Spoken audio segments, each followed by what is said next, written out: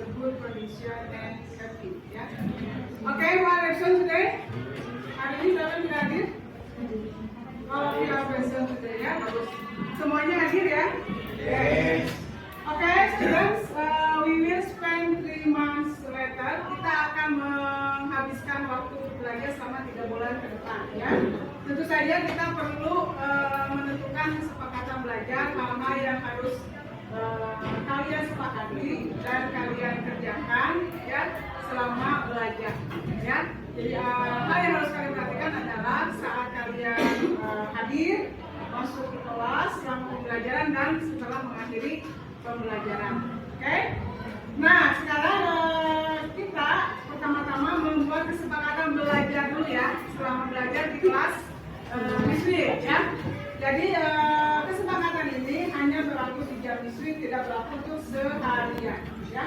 Nah, Miss akan minta seorang siswa silakan siapkan satu keinginan kalian yang ingin disepakati oleh seluruh siswa di kelas ini saat belajar ya. Tapi ingat, apa nanti yang akan kalian tulis ke depan tidak boleh bertentangan dengan peraturan sekolah. Juga tidak boleh bertentangan dengan nilai-nilai kebaikan atau nilai kebaikan. Kalian tahu nilai kebaikan itu apa? Nilai kebaikan. Nilai apa? Namanya juga kebajikan, berarti hal yang baik, hal yang positif. Nah, seluruh siswa di Indonesia ini ya diharapkan mempunyai nilai kebajikan apa? Ada yang tahu nggak? Nilai kebajikan apa? Ini ya, profil belajar Pancasila. Kemarin sebelum bagi rapot kalian kan mengerjakan P5 ya, apa itu? Proyek penguatan profil belajar Pancasila. Nah, ini yang dimaksud profil belajar Pancasila itu ya. Pertama, seluruh siswa di Indonesia ini diharapkan bisa beriman, bertakwa kepada Tuhan Yang Maha Esa dan berakhlak mulia ya.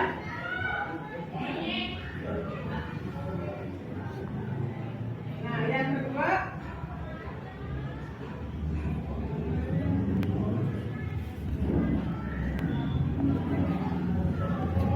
adalah kalian harus mandiri ya.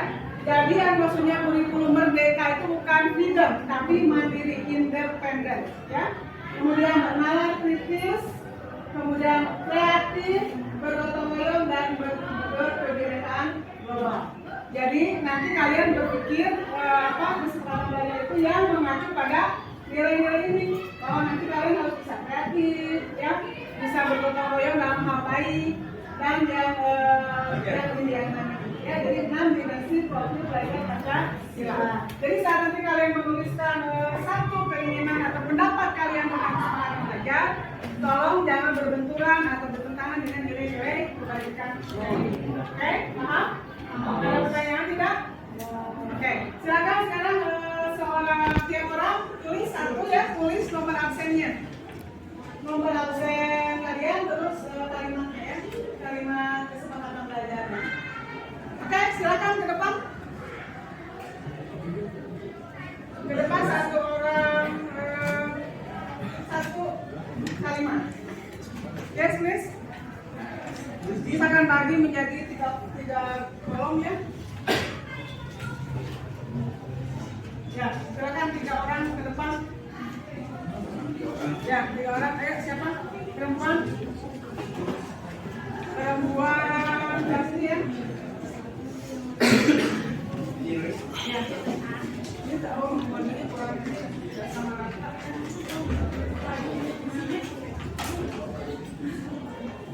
Tidak sama ya.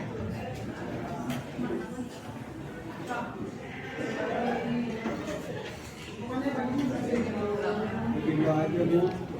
Dua.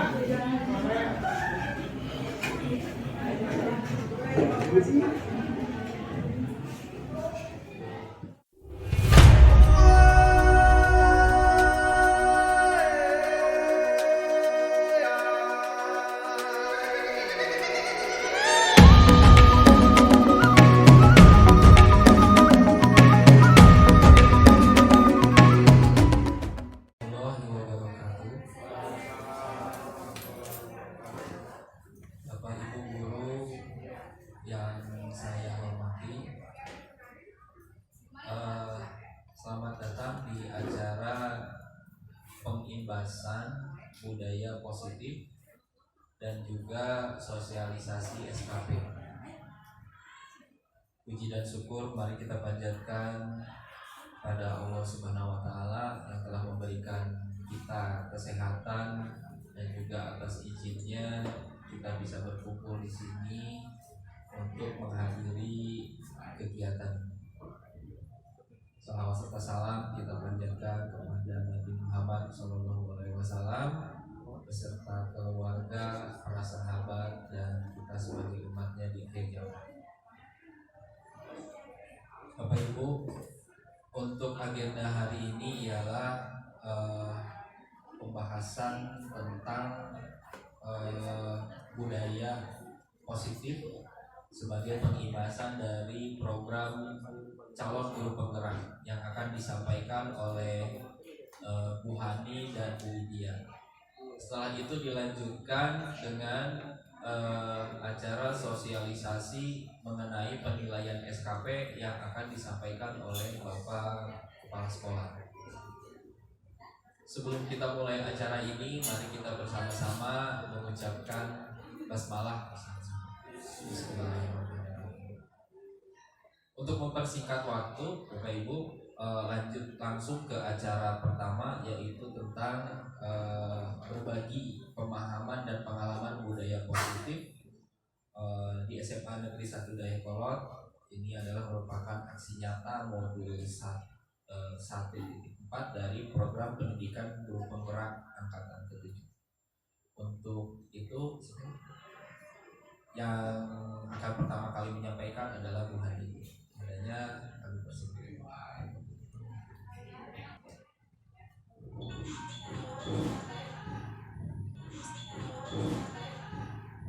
Bismillahirrahmanirrahim. Assalamualaikum warahmatullahi wabarakatuh. Selamat pagi Bapak Ibu. Alhamdulillah, mudah-mudahan Bapak Ibu pagi ini semangat membersamai kami di sini CGP Angkatan 7. Saya sama Bu Widya ingin menyampaikan apa yang kami peroleh dari pendidikan guru penggerak yang kami ikuti dari bulan November ya, Miss, dari bulan November. Pada kesempatan kali ini, sebelum saya berbagi pemahaman dan pengalaman, saya ingin mengucapkan terlebih dahulu kepada Bapak Ibu semuanya, Bapak Ibu hebat semuanya, guru SMA Negeri 1 Dayakolot yang telah mendukung saya sama Miss Wid dalam mengikuti pendidikan guru penggerak ini. Ya, saya juga minta doa dari semua supaya saya bisa menyelesaikan pendidikan guru penggerak ini dengan lancar. Pada kesempatan kali ini saya sama Miss Widya itu akan berbagi pemahaman dan pengalaman budaya positif di SMA Negeri 1 Dayakolot, di mana budaya positif ini adalah salah satu modul yang kami pelajari di pendidikan guru penggerak di modul ke-1. Untuk hari ini saya sama Miss Widya, karena kita sudah menyelesaikan modul 1, di akhirnya itu adalah budaya positif, di mana di modul 1.4 itu di alur terakhir, di aksi nyatanya itu adalah kami harus sharing kepada Bapak Ibu guru di sekolah tentang budaya positif. Ya. Nah, budaya positif itu apa sih? Di sini kita lihat kenapa kalau misalnya menurut secara logika, ya, budaya positif itu tidak bisa dilaksanakan sendiri-sendiri. Jika saya mendapatkan materi budaya positif, terus saya hanya melaksanakan sendiri, itu tidak akan berpengaruh apa-apa di sekolah, ya. Jadi di sini budaya positif akan menumbuhkan rasa aman dan nyaman pada murid dalam proses pembelajaran. Itu budaya positif. Terus juga akan mendorong murid untuk mampu berpikir, bertindak mandiri dan bertanggung jawab. Dan kalau saya bekerja sendiri, saya hanya bekerja di kelas saya sendiri, budaya positif itu tidak ini harus dilakukan oleh seluruh sivitas akademis sekolah, dari guru, dari manajemen sekolah, dari orang tua, dan dari siswa itu sendiri. Ya, makanya di aksi nyata di budaya positif ini kami ditugaskan untuk memberikan pengalaman atau pemahaman ketika kami melaksanakan budaya positif di kelas kami, ya, di kelas kami. Mudah-mudahan yang sebenarnya ini juga sering Bapak Ibu lakukan sebenarnya, cuma mungkin tidak didokumentasikan, ya. Oke, lanjut Bu. Nah, konsep-konsep dalam modul budaya positif itu ada 6 konsep yang kami terima, ya. Yang pertama itu ada yang disebut dengan disiplin positif dan nilai-nilai kebijakan universal. Terus yang kedua ada teori motivasi, hukuman, penghargaan, dan restitusi. Terus yang ketiga ada keyakinan kelas, itu materinya, ya. Yang keempat itu ada kebutuhan dasar manusia. Yang kelima itu 5 posisi kontrol sebagai guru, dan yang keenam itu adalah segitiga restitusi. Nah, itu adalah materi dari budaya positif yang kami terima di modul 1.4. Dan kalau digambarkan dengan sebuah bagan, ya, maka budaya positif itu seperti yang Bapak Ibu lihat di slide materi yang kami tampilkan. Di sana yang mendasarinya adalah teori kontrol dari William Glasser. Ada 4 teori kontrol, bahwa katanya Anda tidak bisa mengontrol orang lain, hanya Anda yang bisa mengontrol diri sendiri. Itu. Jadi Bapak Ibu, menurut teori kontrol dari William Glasser, kita tidak bisa mengontrol orang lain. Orang lainnya siapa? Bisa rekan sejawat, bisa anak-anak, ya. Kita tidak bisa mengontrol orang lain, hanya Anda yang bisa mengontrol diri Anda. Terus yang kedua, semua perilaku manusia itu memiliki tujuan. Di bawah ada penjelasannya. Terus model berpikir menang-menang, itu teori kontrol dari William Glasser, ya. Kolaborasi dan konsensus menciptakan pilihan-pilihan baru. Terus yang terakhir adalah realitas kebutuhan manusia itu berbeda, karena setiap manusia itu punya kebutuhan dasarnya. Dan menurut dari teori William Glasser, bahwa manusia itu mempunyai 5 kebutuhan dasar manusia yang nanti kita akan jelaskan secara rinci. Nah, ini adalah bagan-bagannya. Bapak Ibu bisa lihat di sini, mulai dari disiplin, ya, disiplin positif. Terus ada teori motivasi, ada nilai kebajikan universal, ada keyakinan kelas. Ini semua materi yang ada di modul 1.4. Terus ada 5 posisi kontrol sebagai guru. Terus yang terakhir itu adalah segitiga restitusi. Lanjut, Bu.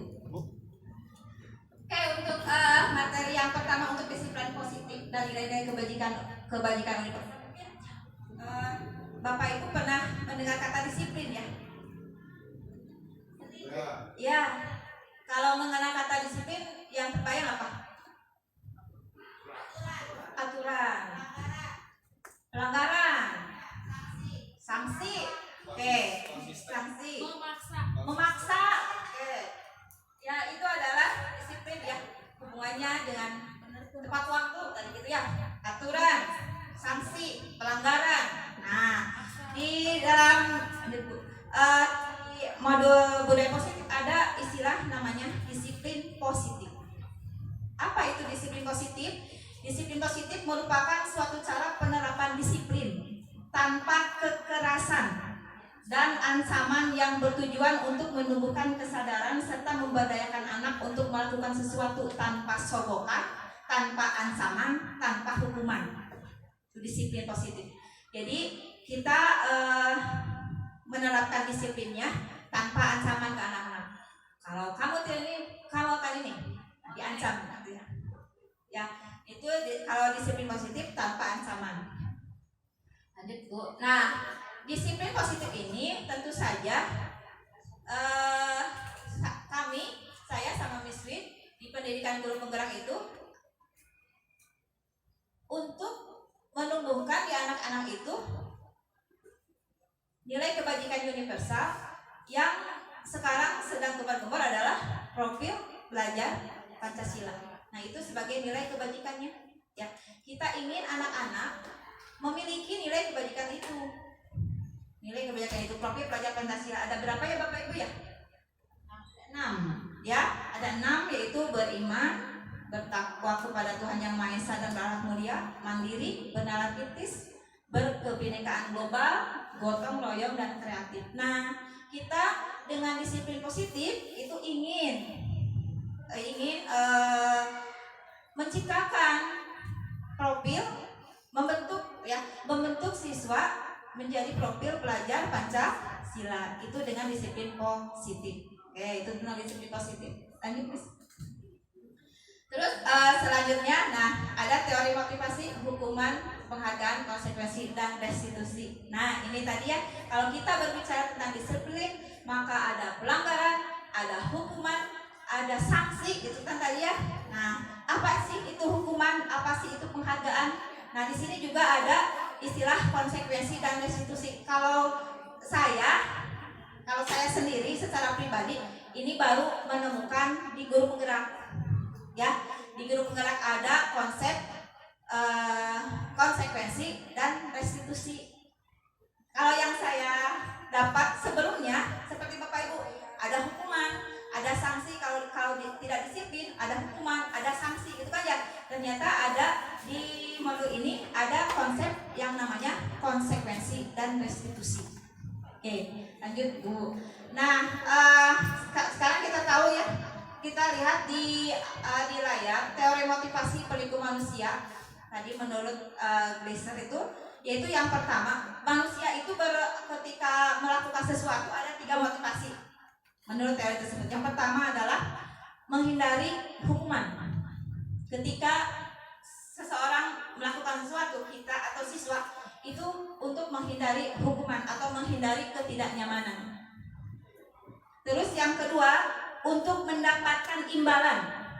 Ketika kita melakukan sesuatu itu ingin melakukan imbalan. Terus yang terakhir adalah untuk menghargai diri sendiri. Dimana ya ketiga teori motivasi tersebut itu akan menumbuhkan motivasi eksternal dan internal pada diri kita. Gitu ya. Jadi ini menurut teori motivasi bahwa kita melakukan sesuatu itu ada 3 motivasi. Yang pertama menghindari hukuman, yang kedua mendapatkan imbalan, dan untuk menghargai diri sendiri. Oke, lanjut nih. Nah, ini yang menggelitik saya di guru penggerak, Bapak Ibu. Antara hukuman dan penghargaan. Di sini ada suatu apa ya namanya, quotes ya. Dari Alficom ada di modul guru penggerak bahwa saat kita berulang kali menjanjikan hadiah kepada anak-anak agar berperilaku bertanggung jawab, atau kepada seorang murid agar mempelajari sesuatu yang baru, atau kepada seorang karyawan agar melakukan pekerjaan yang berkualitas, kita sedang berasumsi mereka tidak dapat melakukannya atau mereka tidak memilih untuk melakukannya. Jadi di sini ada mungkin kalau secara bahasa, ketika kita ngasih kamu kalau misalnya melakukan ini akan mendapatkan ini. Jadi kesannya mereka itu tidak bisa kalau tidak dikasih hadiah. Ya, mereka itu tidak bisa kalau tidak dikasih imbalan. Tuh, makanya di modul guru penggerak penghargaan itu diidentikan dengan hukuman. Kenapa? Karena penghargaan itu merusak hubungan. Penghargaan itu menurunkan kualitas. Penghargaan itu menurunkan kreativitas. Nah, gitu. Kalau dilihat dari modul, begini mungkin seperti ranking. Ya, seperti ranking. Kan udah beberapa tahun di kurikulum 2013 sebenarnya tidak boleh pakai ranking ya. Gitu ya. Tidak boleh pakai ranking. Nah, seperti itu. Ranking itu kan sebuah apresiasi, sebenarnya sebuah apresiasi yang selama ini kita lakukan ke anak. Yang ranking 1 ditulis itu ya. Ranking 1, ranking 2, ranking 3 gitu kan ya. Sampai 10 besar lah. Nah, yang tidak 10 besar tidak dikasih ranking. Nah, itu sebenarnya katanya dalam modul itu ketika kita memberikan penghargaan kepada sebagian anak, maka sebagian anak yang lain itu merasa sakit. Itu mungkin yang saya tangkap dari konsep bahwa penghargaan itu adalah sebuah hukuman. Jadi ketika kita mengapresiasi seseorang, mengapresiasi anak, ya, jadi jangan sampai apresiasi yang kita berikan kepada satu anak itu menyakiti anak yang lain, sehingga di sana ada mematikan kreativitas. Seperti begini, Bapak Ibu di kelas memberi bintang pada anak ketika ke depan, dan biasanya yang ke depan itu saja, ya enggak? Karena yang sudah merasa tidak mampu, dan saya malah tidak mampu, ya buat apa bintang gitu kan ya, buat apa bintang. Jadi begitu, jadi mematikan kreativitas. Jadi tidak ada motivasi untuk mereka untuk supaya berbuat lebih baik lagi. Nah itu yang saya yang saya peroleh di materi yang di modul ini yang menggelitik saya, karena pada saat saya di kelas ya saya sering seperti itu. Pada saat saya jadi wali kelas, saya sering mengapresiasi anak yang 10 besar ya, yang seperti itu. Tapi mungkin di sini kita bisa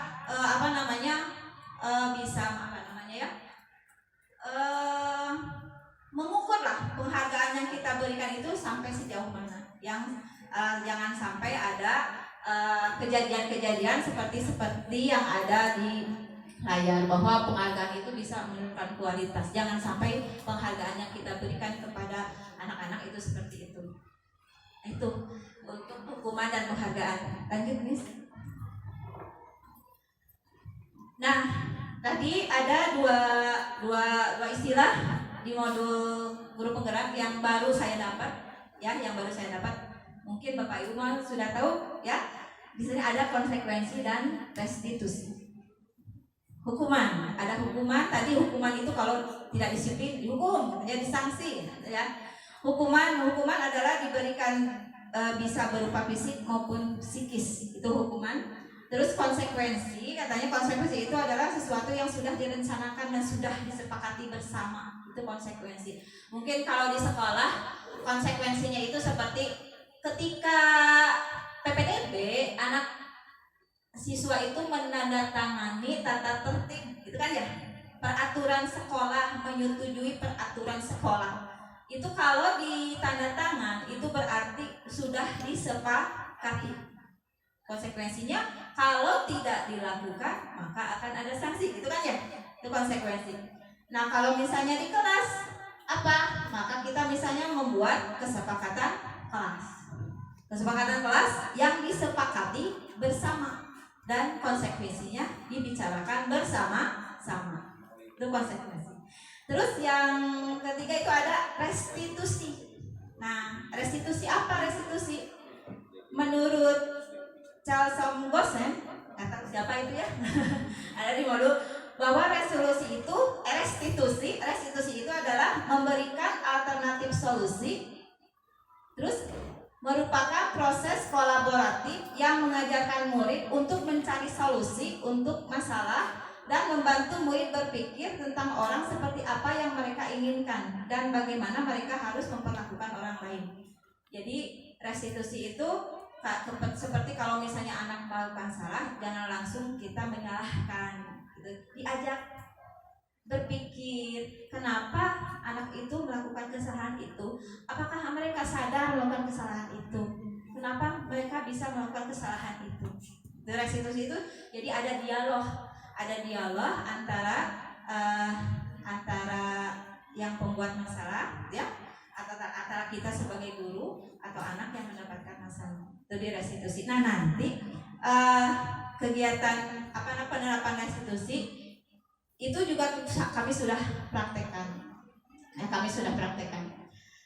Lanjut, Miss. Nah ini contoh ya, ini contoh saja. Contoh hukuman sama konsekuensi yang misalnya di kelas nih, Contoh yang pertama ya, mencatat 100 kali dalam buku kalimat, saya tidak akan terlambat lagi. Nah itu adalah hukuman. Terus kalau yang konsekuensi, yang bagaimana? Bapak Ibu lihat ya, kalau hukuman itu hubungannya dengan fisik, hubungan fisik dengan psikis ya.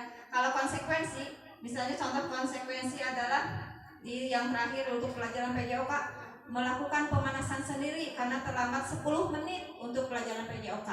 Nah itu konsekuensi, meskipun itu fisik ya, tapi mereka tahu, sadar bahwa mereka telat.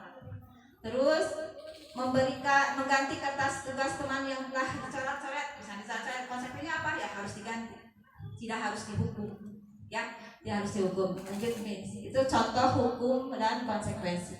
Nah terus ini adalah tadi tentang hukuman, konsekuensi dan restitusi dan dampaknya, dampak terhadap anak. Dan kalau dilihat dari apa yang kami peroleh, hukuman itu memiliki dampak negatif ya kepada anak.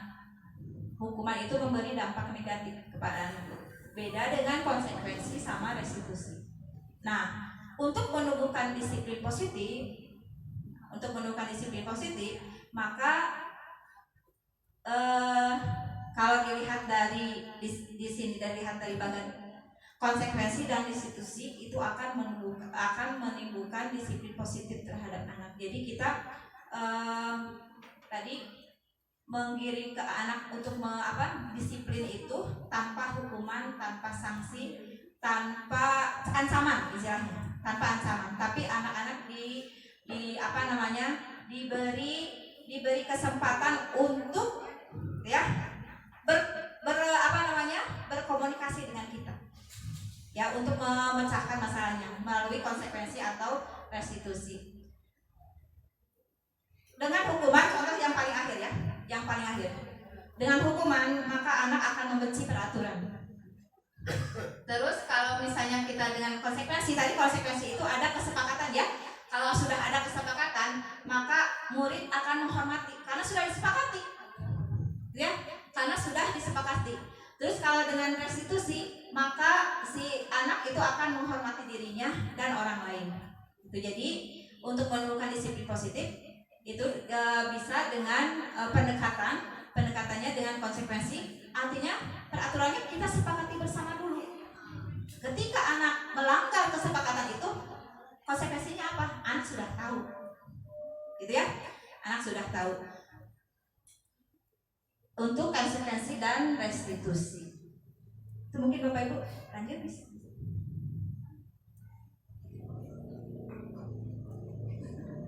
Nah, untuk menumbuhkan disiplin positif tersebut, gitu ya. Nah, ini materi ketiganya.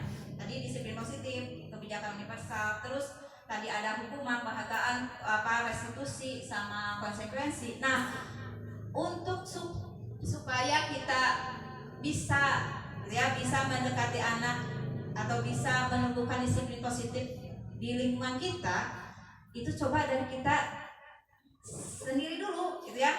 Dari kita sendiri dulu. Ada yang disebut dengan keyakinan kelas. Keyakinan kelas kita sebagai guru mata pelajaran yang istilahnya sebagai manajer di kelas, gitu ya. Yang manajer di kelas itu kita bisa membuat keyakinan kelas.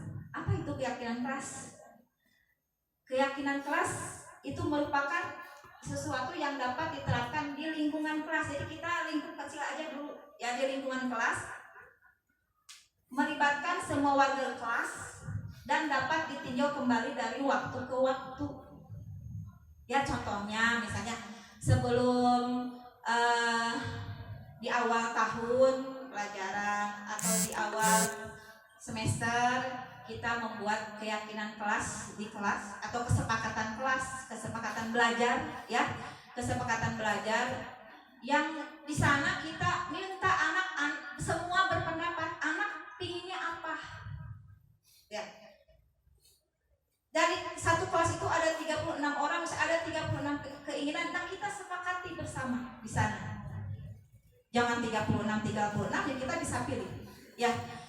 Atau kita bisa rembukan. Kalau misalnya ada keinginan anak yang sama, bisa dikelompokkan. Terus kita sepakati bersama. Kalau saya lihat di TRK, ya, di aktivitas harian, itu itu ada ya menyusun ya, membuat kesepakatan belajar, membuat kesepakatan kelas. Itu bisa salah satu jadi poin. Ternyata memang itu kita harus lakukan, ya. Kesepakatan kelas itu bisa dilakukan oleh wali kelas sama anak walinya. Itu kesepakatan kelas. Kalau kesempatan belajar berarti dibuat oleh guru matkul, ya, oleh guru mata pelajaran. Pingin apa sih mereka ketika belajar dengan kita? Maunya bagaimana? Ya, maunya bagaimana? Di pendidikan guru penggerak ini tentu saja saya sama Miss Wid itu ditempa itu jadi guru yang istilahnya kita pembelajarannya itu harus berpihak pada siswa. Jadi siswanya pingin apa? Ayo kita turuti. Tapi tentu saja dengan sesuai koridor. Ada dituntun merekanya, ya, dituntun merekanya. Bahkan kemarin pada saat saya membuat kesepakatan belajar sama anak-anak, ada yang, Bu, tidak ada PR, tidak ada PR. Terus, Bu, boleh main HP. Itu keinginan anak-anak, ya, boleh main HP. Nah, apakah kita sepakati semua seperti itu? Tidak. Kita tuntun, kita berikan kita berikan pengertian kepada mereka. Nah, setelah sepakat bersama, tuliskan dalam sebuah kalau misalnya Miss Ritma dibuat dalam sebuah pamflet gitu atau flyer, tempel di kelas boleh, atau tempel di grup. Kalau saya belum, ya, waktu kemarin ketika buat kesepakatan kelas foto, share di grup. Nah, itu kesepakatan kelas kita, kesepakatan kelas kita. Itu kesepakatan kelasnya atau keyakinan kelas. Mute, Miss. Oke, mungkin cara merumuskannya tadi sudah saya bahwa siswa berdiskusi dengan guru tentang apa yang diinginkan dan disepakati bersama untuk menumbuhkan budaya positif. Jadi di lingkungan kecil dulu, di lingkungan kelas Bapak Ibu guru dulu, tumbuhkan budaya positif di anak-anak. Kalau semua melakukan, terus kalau semua melakukan, yang asalnya satu kelas, jadi bisa satu sekolah. Ya, budaya positif itu bisa kita tumbuhkan. Jadi mudah-mudahan dengan apa yang saya sampaikan barusan itu artinya ini sebenarnya sudah Bapak Ibu lakukan sebenarnya, ya, sudah Bapak Ibu lakukan. Cuma mungkin ditekankan lagi supaya dalam menyepakati apa yang kita sepakati bersama di kelas itu anak-anak bisa mengerti, dia bisa mengerti. Lanjut. Contoh, ya, ini contoh saja, contoh keyakinan kelas selalu bersikap positif. Nah, nanti ini selalu bersikap positif itu biasanya ada anak-anak tidak boleh berisik, anak-anak itu ya nulisnya itu. Terus tidak boleh mengganggu orang lain, tidak membuli misalnya gitu. Nah, itu dikumpulkan jadi satu kalimat, selalu bersikap positif. Terus senantiasa menjadi diri terbaik. Contoh ini ya, cuma contoh. Terus berkomitmen terhadap setiap tugas, senantiasa membantu. Nah, itu yang contoh-contoh keyakinan kelas. Nah, untuk 3 materi yang lain akan disampaikan sama Miss Widya. Silakan, Miss. Baik, Assalamualaikum warahmatullahi wabarakatuh. Selamat pagi Ibu dan Bapak Guru yang hebat. Semangat pagi, ya. Bapak Kepala Sekolah yang saya hormati, Bapak Wakasek dan staf, serta Ibu Bapak Guru hebat semuanya, saya ucapkan terima kasih atas kesempatan yang diberikan kepada kami untuk melakukan pengimbasan modul 1.4 yaitu budaya positif. Ibu dan Bapak Guru hebat, tadi sudah beberapa menit tentunya ini ya sudah mulai lelah. Kita coba pegangan sedikit ya, beberapa menit bisa di mejanya masing-masing. Kita ikuti gerakan yang ada di sini.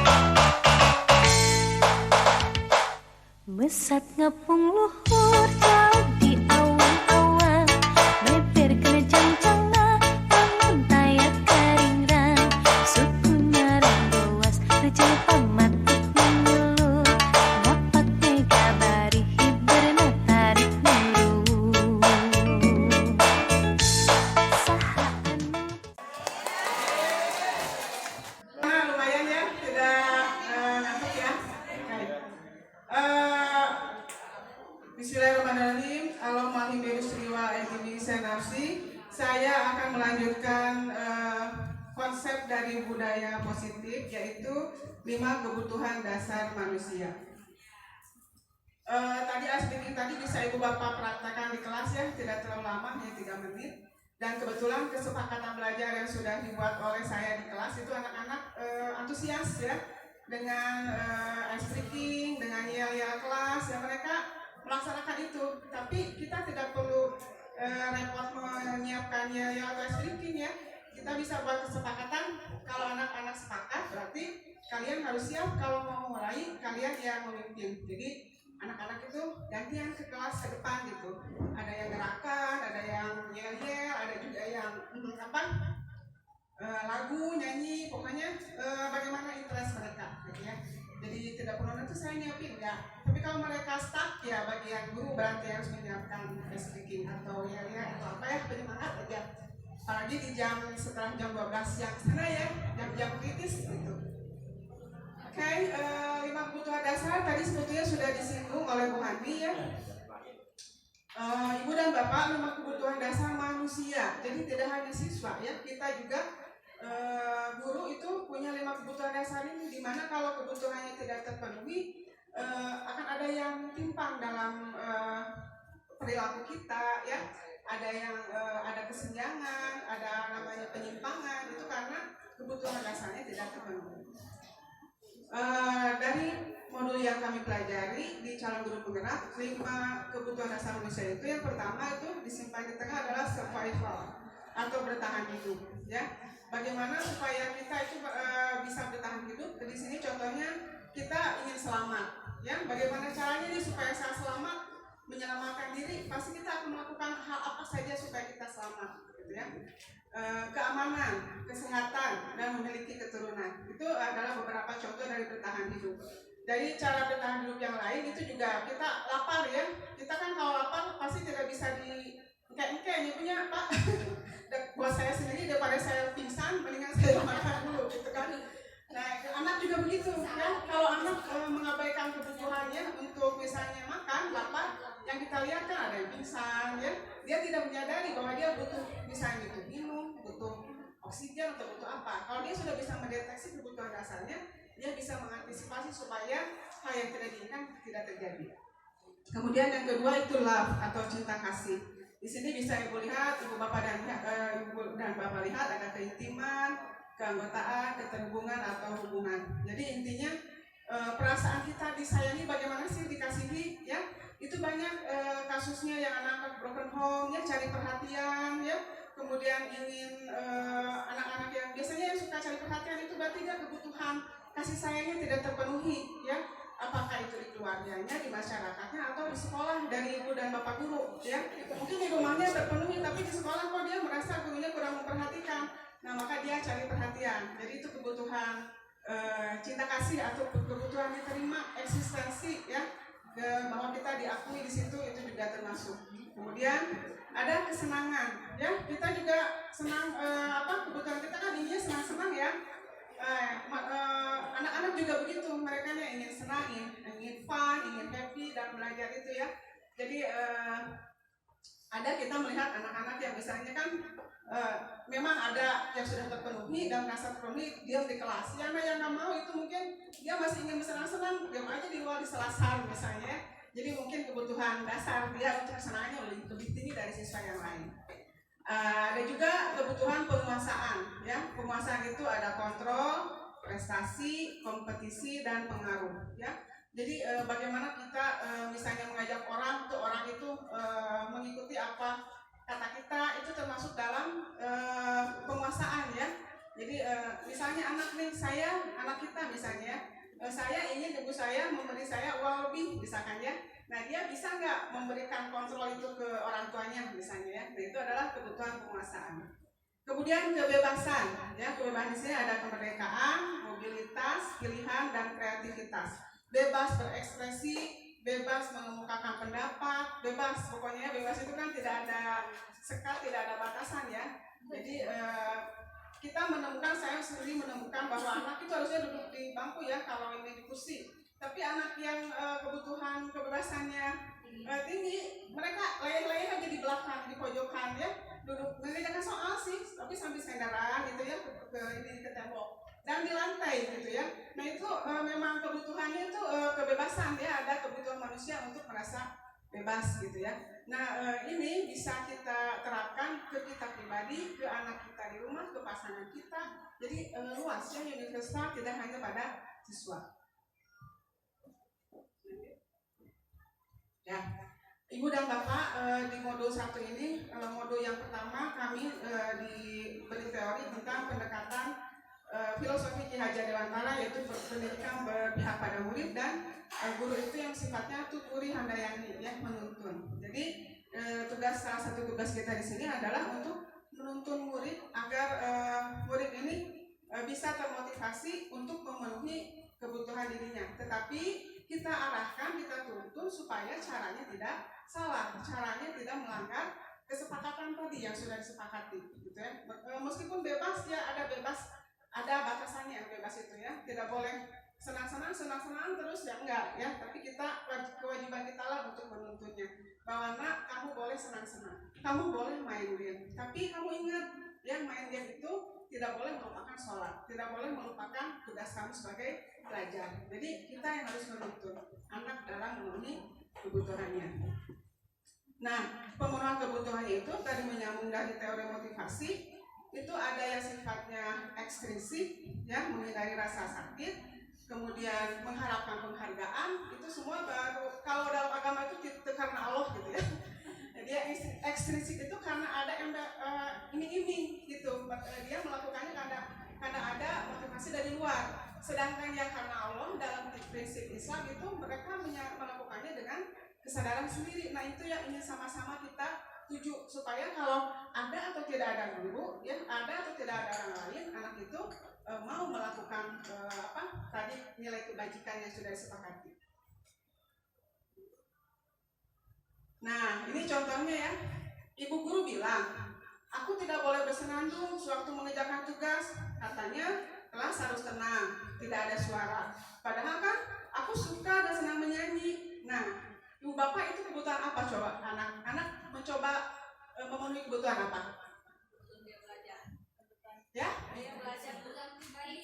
Tadi kan ada cinta kasih, ada kebebasan, kesenangan, ya, kesenangan ya. Terus apa lagi? Kebebasan ya. Dia senang nyanyi tapi dilarang ya. Jadi itu anak kebutuhan saya untuk bersenang-senang tidak boleh gitu ya. Nah, kemudian kasus kedua, ibu guru tadi tidak menyapaku hari ini, padahal aku pakai jepit rambut baru ya. Dia sudah pakai jepit rambut baru tapi nggak ngeh gitu ibu gurunya. Kebutuhan apa itu yang mencoba dipenuhi? Ya cinta ya, ya. Jadi dia ingin diperhatikan gitu. Dia ingin diperhatikan. Kemudian yang ketiga, aku bosan. Masa belajarnya cuma gitu-gitu aja, dengerin ibu guru aja. Kebutuhan apa? Ya, pintar ya, betul. Dia ingin bebas gitu ya, bosan gitu. Jadi dia ingin, atau dia ingin juga bersenang-senang karena dia bosan ya. Nah mungkin ibu dan bapak kalau anak sudah ingin bersenang-senang, ya berilah sedikit, semenit, 2 menit untuk apa gitu ya, cari di dinding gitu. Jangan dibiarkan sampai tawar. Kalau gitu mah ya ini ya, ya gitu ya. Kemudian contoh yang lain, aku sebel gambarku tidak rapi, malah ibu guru nunjukin ke teman-temanku di kelas. Nah itu kebutuhan apa? Gambar dia jelek, tulis gambarnya jelek, tapi malah dipajang, diperlihatkan ke teman-temannya. Dia kan malu ya. Nah kebutuhan apa itu? Harga diri. Berarti masuk ke mana kalau 5 tadi? Love ya, ya diterima, diperhatikan, dihargai. Nah kalau kita menentang atau kebutuhan anak itu kita tentang, ya berlawanan arah, ya anak nanti memberontak gitu kan, malu ya anak dipermalukan. Nah itu harus kita perhatikan ya. Jadi mungkin untuk saya pribadi, ibu dan bapak, pendidikan guru penggerak ini untuk mempersenjatai saya setidaknya secara pribadi untuk bisa lebih baik ya, merefresh apa yang sudah kita dapatkan waktu kuliah tentang MKDK ya, kependidikan itu kita refresh setelah berpuluh-puluh tahun kita mengajar gitu ya. Jadi kita diingatkan begini gitu ya, terusan. Oke, next ya. Tadi ada sudah disinggung juga oleh Bu Hani mengenai hukuman tadi ya, restitusi dan konsekuensi dan restitusi. Di sini peran guru sebagai manajer ada 5 posisi kontrol guru. Kelihatan Ibu dan Bapak, di sini ada peran sebagai penghukum guru itu ya, peran pembuat orang merasa bersalah, guilter, peran sebagai teman, peran pemantau, dan peran manajer. Ibu dan Bapak bisa melihat bahwa peran sebagai penghukum dan pembuat orang merasa bersalah itu akan menyebabkan identitas gagal bagi anak, ya. Identitas dari kontrol dari luar yang menyebabkan anak gagal memiliki identitas, ya. Contohnya di sini ada ya, banyak contohnya. Salah satunya dari yang penghukum, misalnya kalau kamu tidak melakukannya, awas ya. Nah itu penghukum ya. Ya, terus kemudian menyindir gitu ya, nyindir. Nah itu kan kata anak tuh sakit gitu kan, ucapannya nyelekit. Nah itu kita nggak marah tapi kita nyindir gitu ya. Nah nyindir itu sakitnya di sini. ya. Nah murid itu kan begini, kalau kita sering marah-marah, kata murid gini, biar aja, nanti juga paling marah-marah lagi si ibu mah, gitu paling ya. Jadi efeknya itu nanti anak mengulangi kesalahan, ya. Kalau yang membuat orang merasa bersalah, contohnya di sini, kamu seharusnya sudah tahu, ibu lelah sekali mengatakannya, ibu stres, gitu ya. Atau contohnya, seharusnya bla bla bla bla, ibu kecewa dengan kalian. Nah itu, jadi anak tuh, oh jadi yang membuat ibu kecewa itu saya, oh jadi yang membuat ibu marah itu saya, lelah itu karena saya. Nah jadi anak kan merasa, oh saya yang salah, gitu ya. Nah kemudian akhirnya anak akan berkata, maafkan saya. Jadi minder gitu anak itu ya.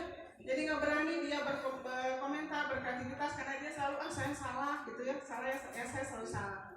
Nah jadi akhirnya anak merasa tegas sendiri ya. Siap salah. Gitu. Nah sedangkan yang identitas berhasil atau sukses masih dari luar ekstrinsik, tapi di sini guru bersikap mengambil posisi sebagai teman ya, bagi. Jadi di sini contoh kata-kata yang ini, ayolah lakukan demi ibu. Masa kamu tidak mau? Ingat tidak ibu pernah bantu bla bla bla. Jadi kita sebagai teman ya. Jadi di situ kita memposisikan sama setahap dengan anak. Nah di sini murid akan berkata, saya pikir bapak ibu teman saya, ternyata begitu gitu ya.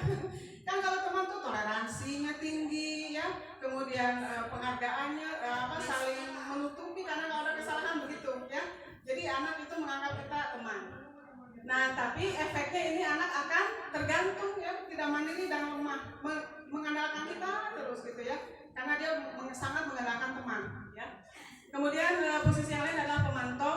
Jadi di sini kita membimbing anak, membimbing apa peraturannya, menanyakan kesepakatan yang kita pelajari, kesepakatan belajar itu seperti apa, mengingatkan ya.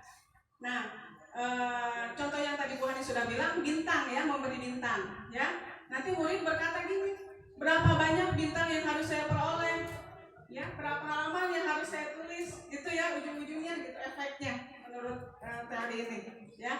Dan akhirnya akan menitik beratkan pada sanksi atau hadiah. Jadi anak akan tergantung pada hadiah, ya, pada reward. Selama ini kita tahu reward itu adalah yang paling baik untuk disiplin. Ternyata yang kami pelajari di teori itu tidak kurang tepat untuk motivasi intrinsik, menumbuhkan motivasi intrinsik. Ya. Kemudian yang paling ideal ibu bapak yang coba, ayo kita sama-sama coba bangun ya, yaitu identitas posisi kita sebagai manajer ya, dimana anak akan menghargai diri sendiri.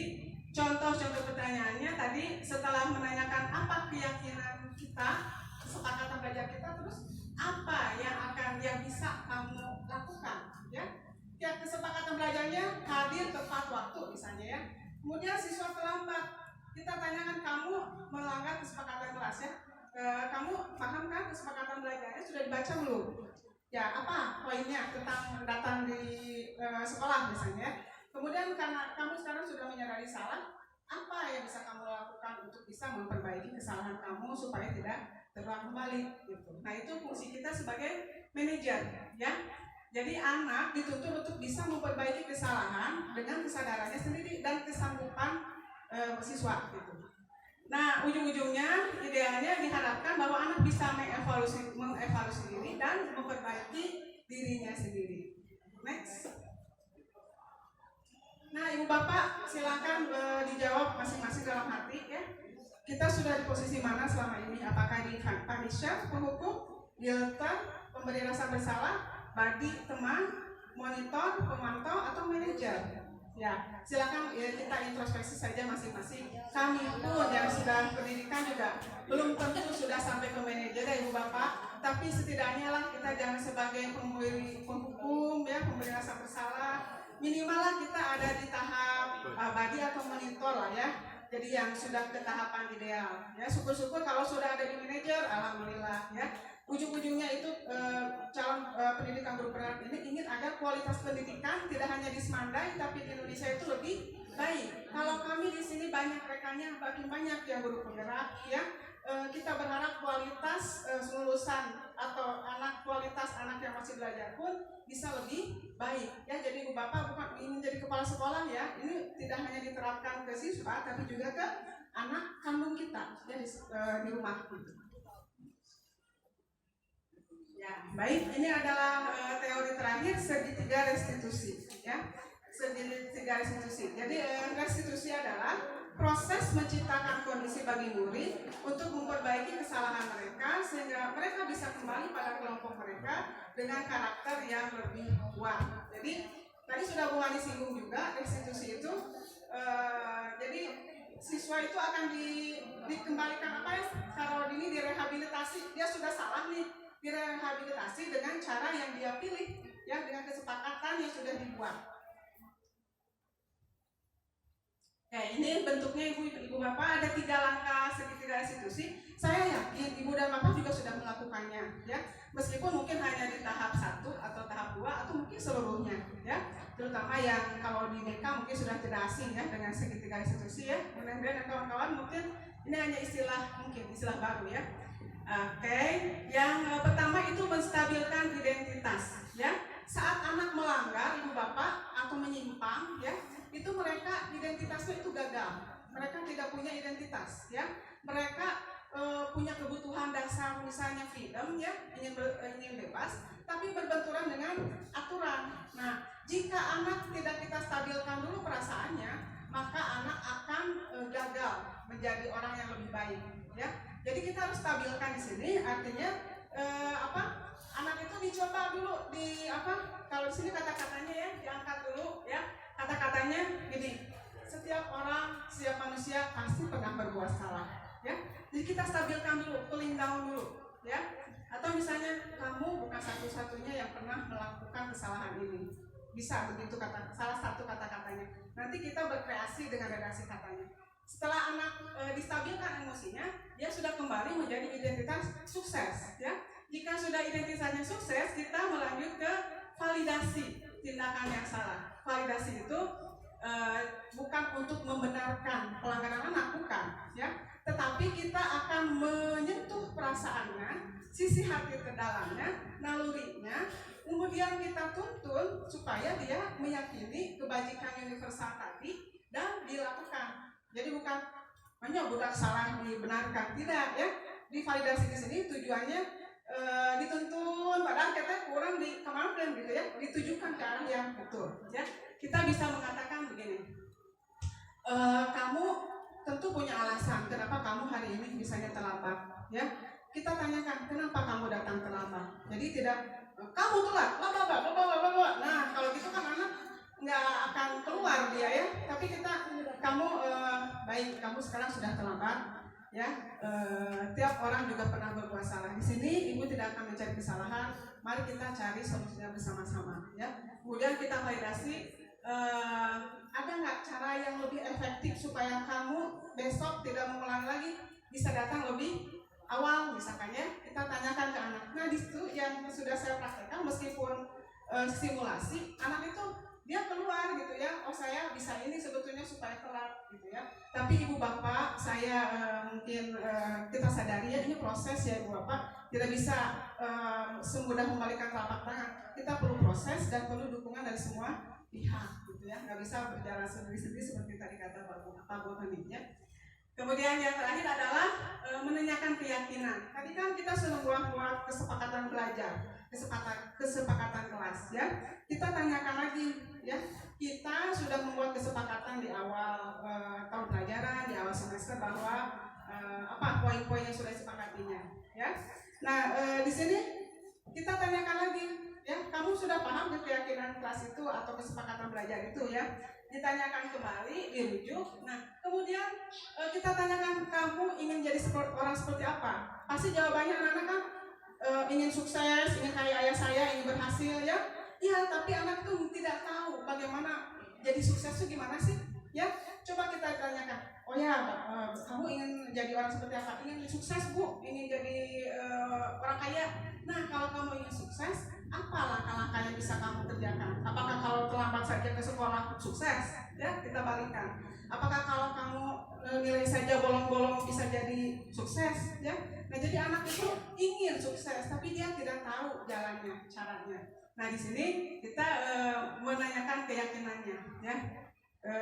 Jadi itu ya Ibu dan Bapak. Dalam prakteknya tidak harus semua langkah ini dikerjakan, ya. Tidak lengkap, tidak harus lengkap, tapi kita prinsipnya dari restitusi itu seperti itu. Ini saatnya kami berbagi pengalaman ya Ibu dan Bapak. Yang pertama adalah dikaitkan dengan TRK. Di sana ada membuat instrumen refleksi ya Ibu dan Bapak. Nah kebetulan sekali gitu setelah saya mengenali TRK, kemudian di program guru penggerak, kok nyambung ya. Jadi mungkin Ibu dan Bapak ada yang sudah mengerjakan, ada juga mungkin yang belum. Nah kalau saya di sini kalau di guru penggerak itu ada beberapa metode ya. Intinya begini, di refleksi itu apa yang anak alami, ya faktanya apa, kemudian perasaan mereka bagaimana, terus pelajaran apa dan apa yang akan mereka lakukan di next time-nya bagaimana, gitu ya. Jadi Ibu dan Bapak bisa menanyakan poin-poin itu. Nah, tadi waktu Ibu menjelaskan, kamu apa yang kamu rasakan, kesulitan apa misalnya ya. Kemudian bagaimana cara kamu mengatasi masalah ya, atau pelajaran apa yang bisa kamu ambil. Kalau di sini ya saya kebetulan kemarin waktu di akhir ada Ibu dan Bapak bisa refleksi di tiap akhir pertemuan atau juga mungkin di akhir semester atau di awal semester. Refleksi itu kan berkaca ya. Kita berkaca dari pendapat atau masukan dari murid gitu. Mengajar kita sudah dipahami enggak? Ya tanyakan ke murid dari cek abima atau sepaham. Nah, kita terus jelas gitu ya. Terus BBA-kan nerangkan teh. Tapi kan dari kacamata murid mah nggak tahu ya kita. Nah, ini anak Ibu dan Bapak bisa menuliskan di kertas ya, tidak usah diberi nama nggak apa-apa biar anak nggak malu. Dan tekankan ini tidak akan mengurangi nilai. Silakan kalian tuliskan refleksi hari ini, tapi dengan poin-poin berikut ya. Yang pertama ini kalau ini tinggal centang yang sebelah kanan, sebelah kiri tinggal centang saja rubriknya. Misalnya saya paham tentang fungsi sosial cause effect ya. Jawabannya sangat paham, mungkin tidak atau tidak sama sekali ya. Ini yang paling mudah, tinggal checklist saja ya, dikumpulkan. Kalau banyak yang tidak paham sama sekali berarti tandanya kita harus mengulangi lah ya materi yang kita berikan. Kemudian kalau yang di sebelah sana yang di GCR, saya di sana menanyakan ya, selama kalian belajar dengan disiplin selama 4 bulan, 3 bulan, metode apa yang harus dipertahankan dan apa yang harus ditinggalkan, yang menurut kalian itu tidak nyaman atau kurang baik apa gitu ya. Saya meminta masukan dari anak. Kemudian itulah kira-kira ya. Kemudian anak masukan dari anak apa? Kan anak senang ice breaking ya. Saya tanyakan ice breaking yang pernah Miss berikan yang mana yang suka, atau yang apa yang menurut kalian yang ingin dilakukan untuk sekedar membuka mata kalian atau bersemangat saat belajar. Dan untuk refleksi itu Ibu Bapak saya memberikan nilai yang ini ya, karena anak itu jujur ya bahasanya, nggak mungkin kan dia nyontek ke temennya. Saya berikan poin yang lebih besar untuk refleksi karena memakai bahasa Inggris, kalau memakai bahasa Inggris. Tetapi yang tidak memakai bahasa Inggris pun saya tidak akan ini ya, cuma saya sarankan minimal 20% ya memakai bahasa Inggris, tidak 50-50 tapi 20% lah memakai bahasa Inggris. Nah ini Ibu Bapak saya melaksanakan kesepakatan belajar, jadi bisa dipimpin oleh KM ya yang menulis itu sekretaris, atau seperti Bu Hani tiap orang ke kelas ya, atau anak menulis di sticky note ditempelkan itu boleh, atau menulis di karton juga boleh ya. Yang penting nanti pada akhirnya ada kesepakatan antara siswa dan guru, kesepakatan belajar ya. Jangan kalau anak mengembalikan ini, Bu hari ibu malah telat. Nah kalau itu kembali pada kita harus sebagai teladan ya ibu bapak. Kalau kita ke anak gak boleh telat lebih dari 10 menit, hari kurang telat wae, terus kalau tidak datang tidak izin, dan nanti anak akan membalikan ke kita. Jadi kita harus memberi teladan gitu ya yang pertama. Kalau anak membalikan, nah ini yang belajar ibu apa kalian gitu ya. Kalau anak anu kritis tidak gitu Bu hari ibu lamun telat kumaha gitu ya. Coba kesepakatan belajar, siapa yang belajar? Yang belajar kan anak ya, bukan kesepakatan mengajar gitu ya, dibalikan. Nah tapi di luar itu kita tetap harus memberi teladan yang baik meskipun ke anak ABC gitu ya. Nah ini kesepakatannya, yang itu ditulis manual ibu bapak oleh sekretaris ya, setelah dirundingkan dengan anak sekelas, dengan siswa sekelas. Yang ini saya berikan link Canva ya, kemudian diberi anak bisa mengedit. Jadi tiap kelas bisa mengedit tapi di slide yang berbeda gitu. Mereka boleh merevisi, tapi kita berikan ini poin ini ya, yang poin ini tidak boleh kalian kurangi. Kalian boleh menambah, tapi poin ini ibu bapak ingin mana misalnya yang tidak boleh dihilangkan, beritahu saja anak. Kalian boleh merevisi, tapi poin ini tolong jangan dihilangkan. Mungkin demikian ibu bapak. Dan berikut adalah simulasi segitiga institusi ya.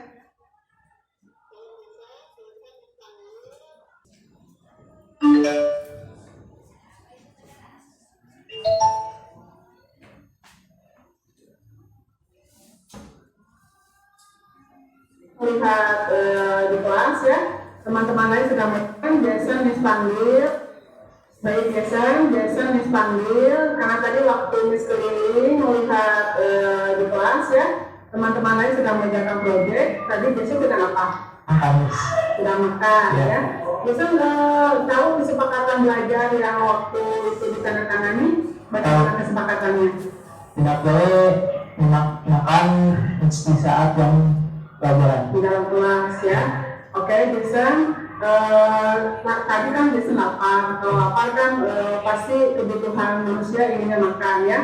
Oke, baik Jason, melakukan kesalahan itu manusiawi ya. Tapi di sini Miss ingin kita sama-sama mencari solusinya ya.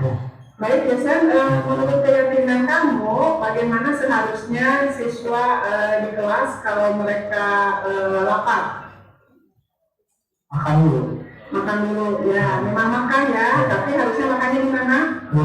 Di rumah sebelum berangkat ke sekolah. Oke. Nah Jason, untuk masalah Jason yang tadi belum sarapan sehingga lapar di kelas, Jason bisa memperbaiki kesalahan itu tidak? Bisa Miss. Bagaimana menurut Jason?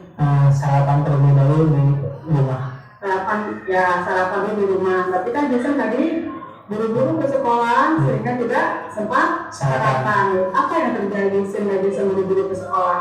Karena bermain terlalu malam sampai lupa waktu untuk istirahat. Bangunnya kesiangan. Nah, bagaimana Jason memperbaiki masalah itu? Sebaiknya Jason seharusnya harus bisa lebih menjaga waktu supaya mengatur waktu supaya tidak keterlambatan dan bisa sarapan terlebih dahulu. Nah, boleh main game sesuai hobi kamu, tapi bagaimana caranya supaya kamu tidak kesiangan bangun saat ke sekolah? Tidak bermain game larut malam atau bisa nggak kamu melakukannya di hari lain selain hari sekolah? Bisa, seperti akhir pekan, saat malam saja atau malam minggu. Malam Sabtu atau malam minggu. Baik Jason, tadi Jason sudah mengemukakan langkah-langkah yang bisa Jason lakukan untuk memperbaiki kesalahan makan di kelas saat pembelajaran ya. Kira-kira kapan Jason bisa melakukan hal-hal itu? Secepatnya Miss. Berapa hari kira-kira? Mungkin 1 hari juga bisa. Oke, berarti besok Jason bisa mulai ke sekolah membawa sarapan ya, dan bangun lebih main gamenya tidak di hari sekolah. Di hari sekolah. Oke, terima kasih Jason. Ya, ibu bapak itu ya salah satu contohnya, bukan yang ideal ya ibu bapak ya. Saya yakin ibu bapak juga lebih baik. Dan ini hanya mungkin yang kesulitan yang saya alami adalah bagaimana bereaksi, mencari redaksi kata ya untuk menggali gitu ya, menggali anak gitu ya, menggali informasi atau apa yang anak rasakan, karena tidak semua anak mau terbuka dengan gurunya gitu ya.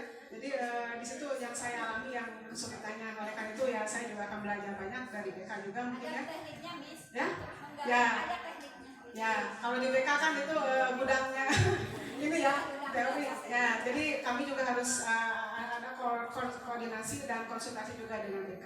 Ibu dan Bapak, demikian pengalaman berbagi dari saya, akan dilanjutkan oleh pengalaman dari Ibu Hani. Sekali lagi terima kasih atas perhatian dan waktunya. Semoga apa yang kami sampaikan ada guna dan manfaatnya. Saya kembalikan ke Bu Hani.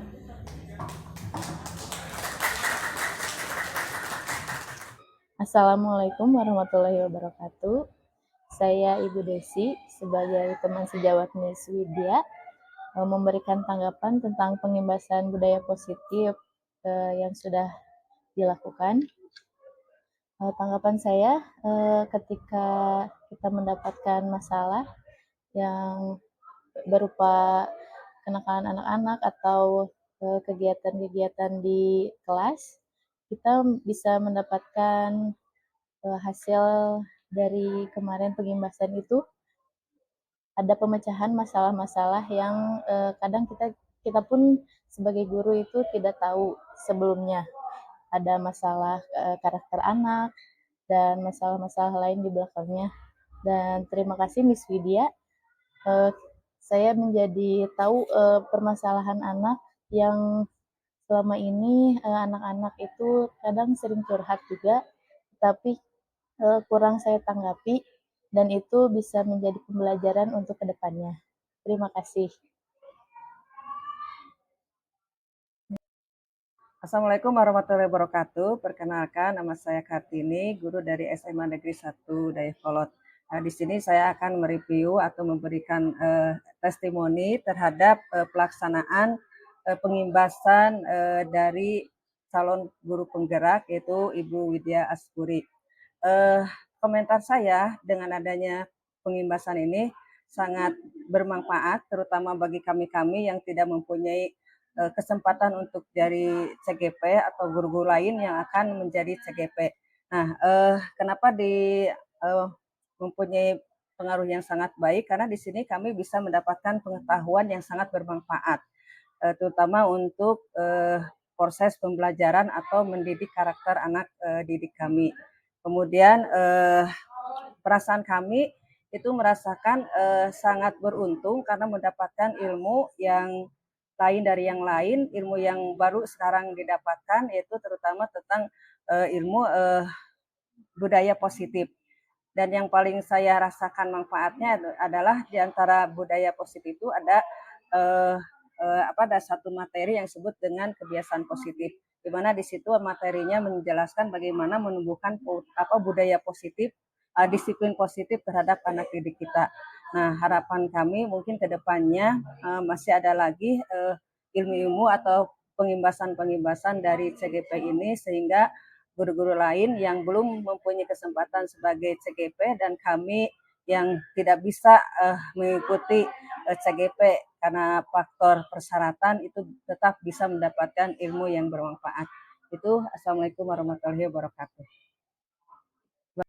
Perkenalkan, nama saya Rahadian Hakim Adi Pradana dari kelas 12 MIPA 1. Untuk pengalaman yang saya dapatkan dalam membuat kesepakatan belajar bersama Miss Widya, yaitu kami diberikan waktu untuk mengumpulkan aspirasi kami, lalu diakomodir oleh Miss Widya, lalu disepakati oleh kedua pihak, yaitu antara pengajar dan murid. Untuk tanggapan saya terhadap kontrak kesepakatan belajar ini, yaitu dapat menumbuhkan rasa tanggung jawab, menghargai, dan menumbuhkan rasa disiplin tinggi. Assalamualaikum warahmatullahi wabarakatuh. Perkenalkan, nama saya Nenden Anissa dari kelas 12 MIPA 6. Izinkan saya di sini berbagi pengalaman tentang kesepakatan belajar yang saya buat bersama Miss Widya di kelas bersama teman-teman saya, di mana aspirasi siswa diakomodir. Menurut saya, dengan adanya kesepakatan belajar ini, membuat saya semakin rajin dan tekun di dalam belajar. Dan yang lebih penting adalah saya merasa lebih disiplin. Karena dalam kesepakatan ini terdapat janji kepada diri kita sendiri untuk semakin tekun di dalam belajar. Ini adalah pengalaman pertama saya menggunakan kesepakatan belajar yang ada di kelas, yang membuat saya semakin bertanggung jawab. Sekian, terima kasih.